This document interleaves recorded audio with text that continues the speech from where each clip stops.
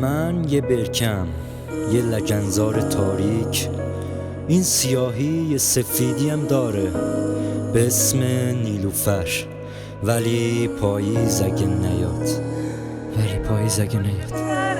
نگام پشت سرم کرده منو کلافه. کی گفته منتظر من اون هنو نباشه؟ دیروز بازم دلیل زنده بودن منه که وایسادم جلوی این زندگی تنه. سال میگذره و همه چی منو یاد تو میندازه. شدم نقشی که آخره هرگزش و سر تو میبازه. فرم دستاتو لنه حرفاتو سفیدی خندت آخ دلم پر زد.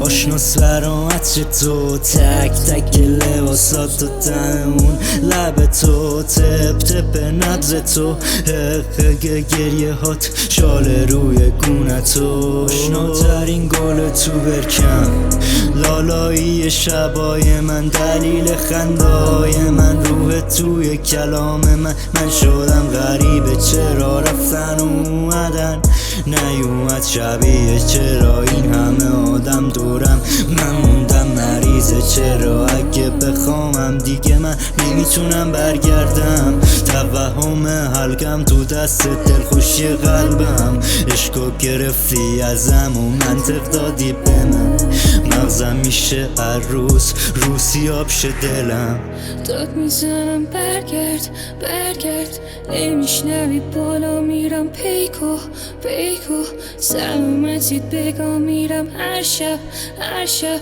نمیبینی بهت میگم پرزت نیومدی منو پر درد با قشر و قدم توی این شهر. خیلی چیزا رو من به چشم دیدم خیلی حسا رو تجربه کردم ولی هیچ کدوم بهم آسیب نزد. اما مثل عشقی که به تو داشتم عامل قتل قلب من شد. شروع تنگ و قلب و مغزم شد. ضربات روحم ضربتی تر شد. دستام نتونست دووم بیاره. ضربات سنگین ناکوتش کردن. حالا من یه مرد بی‌قلب و حسم میدونم پیدا نمیشه دیگه مثلم. یه سال دارم تکرار میکنم یعنی دوباره مثل قبل میشم که برکم از ذوق تو لبریز بشه و با این نگاه بشه سرزومت تو این تن خسته رو بغلش کنی با لحن عاشقانه بهم بگی خولی با رفتارم بهت بگم مال خود منی. غرق میشیم اینجوری ساعتا میگذره یهو به خودمون میایم ببینیم شب شده.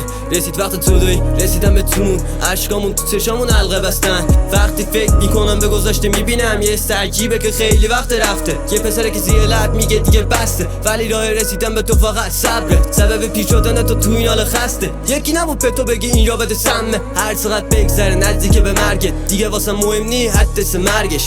تنها این برام بسه داد زدم من برنگرد قلبم چه روزایی که تو تنهایی سر نکرد با کارهای فولت.